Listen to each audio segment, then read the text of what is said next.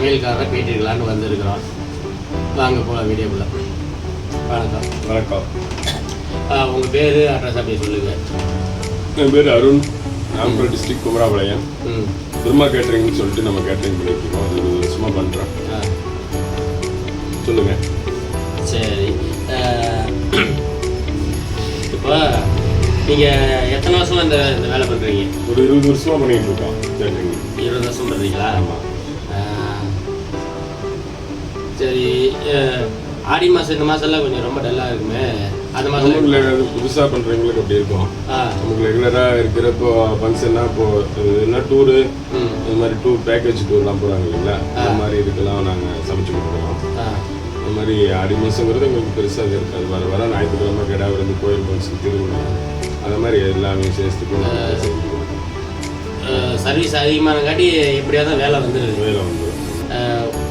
வேலை விட்டு போகிறதில்ல. விட்டு போகிறது. சரி, கரெக்டாக போல ஆயிடுது. சரி, நீங்கள் எத்தனை பேருக்கு வேலைக்கு கூட்டு போவீங்க? எத்தனை பேர் இப்போ பார்ட்டி வந்து ஒரு 1000 பேர் கேட்குறாங்கன்னா ஒரு 20 பேர் போவோம். அந்த மாதிரி இப்போ அவங்களுடைய விருப்பம் எப்படி எத்தனை பேர்த்து கேட்குறாங்களோ, என்ன ஃபங்க்ஷனு, என்ன மெனுவுக்கு தகுந்த மாதிரி டிஷ்ஷு என்ன டிஷ் சொல்கிறாங்களோ அதுக்கு தகுந்த மாதிரி ஆளுங்களுக்கு வந்து மாற்றி கூட்டிகிட்டு போவோம். தேவைப்படுற ஆளுக்கு கூட்டிகிட்டு போவோம். இந்த வேலை எப்படி உங்களுக்கு அறிமுகமாச்சு? சின்ன வயசுலேயே இப்போ இங்கெல்லாம் நம்ம வந்து இந்த எங்கள் ஊர் சொந்த ஊர்லாம் தருமபுரி, அந்த தருமபுரி டிஸ்ட்ரிக்டில் ஏரியூர் தண்டா அப்படின்னு சொல்லுவோம். அந்த ஏரியா நம்ம ஊரெலாம். இங்கே வந்தது பார்த்தா அப்பா அப்பயே வந்துட்டார். நாங்கள் இங்கே வந்த பிறந்த இங்கெல்லாம் நெசவு தொழில் தான். நம்ம ஏரியாவில் லிங்கி இதெல்லாம் நல்லா ஃபேமஸ். இதுதான் தொழில் அதுவாக இருந்துச்சு. இல்லை கூலி பிரச்சனை மாதிரி ஒரு ப்ராப்ளம் வந்தது. எல்லாரும் சேர்ந்து எல்லாம் வேலைக்கு கூட்டு போகிறதுல 10ஓட 11 நானும் ஈரோடு வேலைக்கு போனேன்.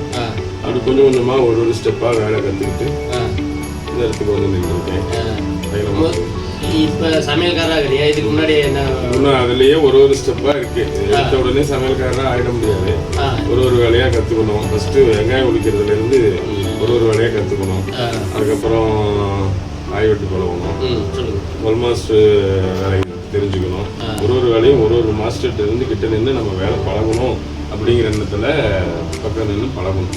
பழகினாலும் அடுத்த ஸ்டெப்பு வர முடியும். 4 பேர் நம்மக்கிட்ட வேலை கொடுக்குற அளவுக்கு நம்ம வளர்ந்துருக்கோம்னா நம்ம கற்றுக்கிற விருப்பப்படி தான் வேலை மேலே ஒரு அக்கறை வச்சு கற்றுக்கணும். குழம்பெல்லாம் வைக்கிறீங்களா? எல்லா குழம்பு வைப்பீங்களா? எல்லா குழம்புமே எல்லாமே செய்வாங்க. அதெல்லாம் உங்கள் மாஸ்டர் யார் நல்லா சொல்லி கொடுத்தாங்க?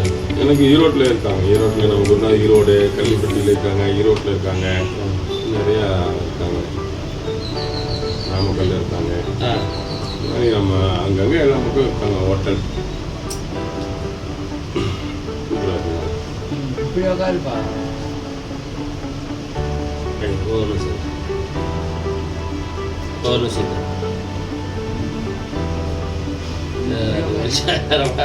இது பண்ணாமல் வெளிச்சம் தானே.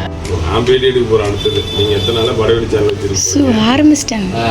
இதுக்கு முன்னாடி நீங்கள் என்ன வேலைக்கு போயிட்டு இருந்தீங்க? இதுக்கு முன்னால் அதான் இங்கே நெசவு தொழில் சொன்னோம் இல்லைங்களா, தறி ஓட்ட போயிட்டு இருந்தோம். அது மாதிரிலாம் கற்றுக்கிட்டு தறி ஓட்டணும் கொஞ்ச நாள். அப்புறமேலே மேரேஜ் பண்ணணும்.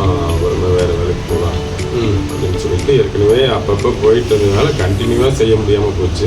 விட்டுட்டு வரதே திருப்பி போகிறதா இருந்தது. அப்புறம் திருப்பியும் கண்டினியூவாக செஞ்சால் தான் இது ஸ்டாண்டர்டாக வர முடியும் அப்படின்னு நம்மளுக்கு முன்னால் இருக்கிறவங்கெல்லாம் சொன்னாங்க. தான் பாதியில் விட்டுட்டு போகக்கூடாது, கரெக்டாக இன்னும் செஞ்சால் கொஞ்சம் நாளாக கற்றுக்கலான்னு சொன்னாங்க. இந்த மாதிரி கொஞ்சம் நாள் இருந்து கற்றுக்கிட்டோம். செய்கிறோம். எவ்வளோ பெரிய வேலைனாலும் செய்கிறோம். எத்தனை பேர்த்தனாலும் செய்யலாம். உங்கள் வேலை இதுதானா? சும்மா ஆமாம், நம்ம சமையல் தான். கேட்ரிங் ஆர்டர் எல்லா மண்டபத்துக்கும் போய் செஞ்சு கொடுப்போம். எல்லாமே பெரிய சின்ன பெருசு எல்லாமே பண்ணுவோம். மேக்ஸிமம் 150 பேர்த்துலேருந்து அதுக்கு மேலே நம்ம 5000 பேர் வரைக்கும் செய்யலாம். கோயில் விசேஷம், கல்யாணமே பெரிய கல்யாணம்லாம் அப்படி பண்ணுறாங்க. 3 நேரம் சேர்த்து 10,000 டிக்கெட்டு 15,000 டிக்கெட்லாம் பண்ணுறாங்க. இந்த மாதிரி கட்டணும். கல்யாணத்துக்கு எத்தனை பேர் வருவாங்க? ஆமாம். ஒரு நேரத்துக்கு இப்போ ஒரு 1000 பேர் வந்தாங்க அப்படின்னா நைட் ரிசப்ஷனுக்கு 5000 பேர் 1000 பேர் அந்த மாதிரி வருவாங்க. 40 டிஷ் 50 டிஷ் அந்த மாதிரி வெரைட்டியாக போட்டு அப்படி செஞ்சு கொடுப்போம். பஃபேலாம் போட்டு கிராண்டாக செய்கிற அளவுக்கு எல்லா மெட்டீரியலும் நம்ம எல்லாமே ஆளுங்க இருக்காங்க. கூப்பிட்டு சொல்லிட்டு நம்ம நீட்டாக செஞ்சு கொடுப்போம். இப்போ இந்த ரயிலில் இப்போ கூப்பிட்டு போகிறாங்கல்ல வெளியூருக்கு இல்லை இப்போ சமையல் போகிறாங்க அதெல்லாம் போகிறப்ப இப்போ ரயிலில் போயிட்டு இருக்கிறோம் எப்படி ரெஸ்ட் கொடுத்து அப்படி ஆளுங்களை கொண்டு போனால் தான் கண்டினியூவாக செய்ய முடியும். இல்லை இப்போ பார்த்தீங்கன்னா இப்போ 5000 பேர் 10,000 சொல்கிறீங்க. இப்போ சாப்பாடு சாம்பார் ரசம்னா ஒரு பண்ணலாம். இல்லை இதையும் தாண்டி மெனு வேறு ஏதாவது கொடுக்கலாம்? மெனு நிறைய இருக்கும். எல்லாரும் பார்ட்டி கேட்குற மெனு தான். 50 ஐட்டம் கேட்டாலும் எனக்கு 50 ஐட்டம் வேணா 5000 பேருக்கு வேணா கொடுத்துருவாங்க. 50 அவ்வளோதான் சமையல் பண்ண. அதுக்கு தகுந்த மாதிரி எல்லாத்துக்கும் தனித்தனி ஆள் இருக்குது. ஸ்வீட் போடுறதுக்கு நம்ம தமிழ்நாடு ஸ்வீட் கேட்டாங்க அப்படின்னா நம்ம ஆளுங்களை வச்சு செய்வோம். பெங்காலி ஸ்வீட் கேட்டால் ஹிந்திக்கார வச்சு செய்வோம். அந்த மாதிரி எல்லா பக்கமும் நம்ம பல வருடமாக இதையே ஃபீல்டு இருக்காட்டி எல்லா ஆளும் கான்டாக்டில் இருக்காங்க. கரெக்டாக நம்ம நடந்து போகிறோம்னா கண்டினியூ நம்மகிட்டே வேலைக்கு வருவாங்க. வேலை சமைக்குவோம். அந்த மாதிரி வேலை சொல்லி தான் செய்வோம். அப்படி தான் செய்ய முடியும்.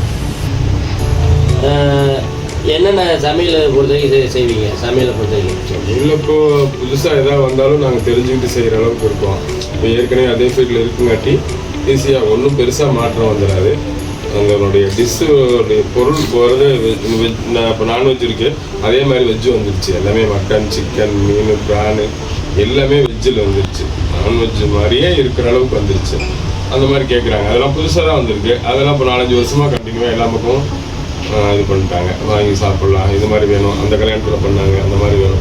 நம்ம பார்ட்டி சாப்பிட்டீங்க 10 வருஷம் கழிச்சு ஒரு கல்யாணம் வச்சாலும் நீங்கள் தான் வந்து செஞ்சு கொடுக்கணும் அப்படிங்கிற அளவுக்கு நம்ம தரமாக பொருளும் நம்மளே போட்டு செய்கிறோம். அதனால் எவ்வளோ பெரிய ஃபங்க்ஷன்னாலும் செய்யணும்.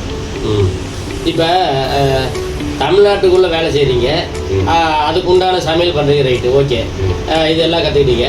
இப்போ ஒரு அதர் ஸ்டேட்டு, இப்போ கேரளாவில் ஒரு சமையல் முறை இருக்குது, வெளிமாநில ஒரு சமையல் முறை, அந்த மாதிரி ஒரு ஆர்டர் வந்தால் செய்வீங்களா?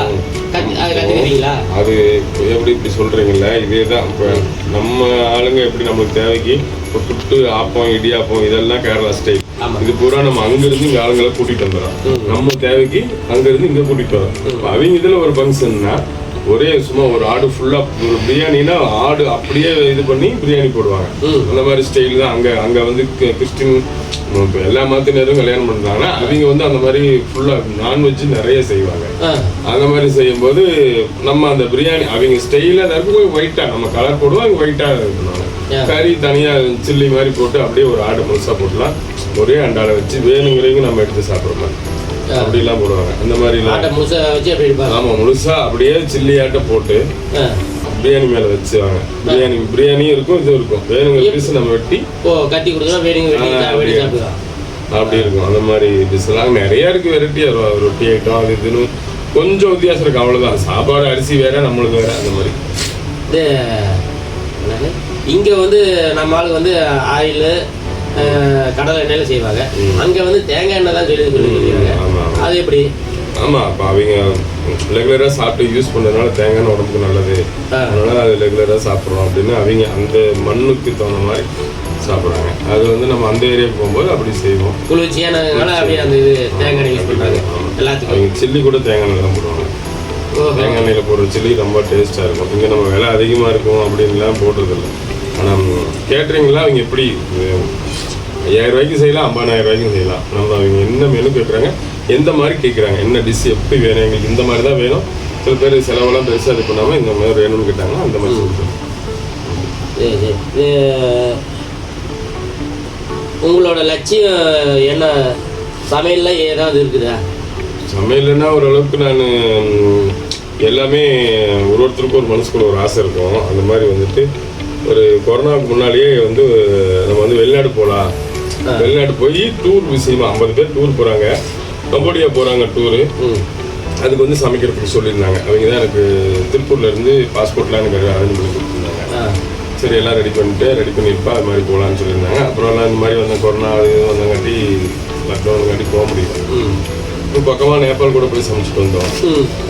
டூருக்கு தான் 20 பேர் வந்துருந்தாங்க, எல்லாம் போய் சமைச்சு கொடுத்துட்டு வந்தோம். அடுத்தது இன்னொரு அதிகபட்சமாக குறைஞ்சபட்சம் ஒரு 7 நாடு 8 நாட்டுக்காவது நம்ம போய் சமையல் விஷயமா அந்த டூர் போகிற விஷயமா போய் சமைச்சு அந்த மாதிரி போயிட்டு வரணும் அப்படின்னு எனக்கு ரொம்ப நாள் ஒரு ஆசை. அதுதான், வேறு ஒன்றும் பெருசாக அதில் எல்லாமே நம்ம எல்லா விஐபிலேருந்து எல்லா பக்கமும் நம்ம போய் சமைச்சிருக்கோம். எல்லா ஃபங்க்ஷனும் அட்டன் பண்ணியிருக்கோம். பெரிய ஃபங்க்ஷனு எல்லாமே இன்னைக்கு அந்த மாதிரி எல்லா ஃபங்க்ஷனும் பண்ணியிருக்கோம். சரி.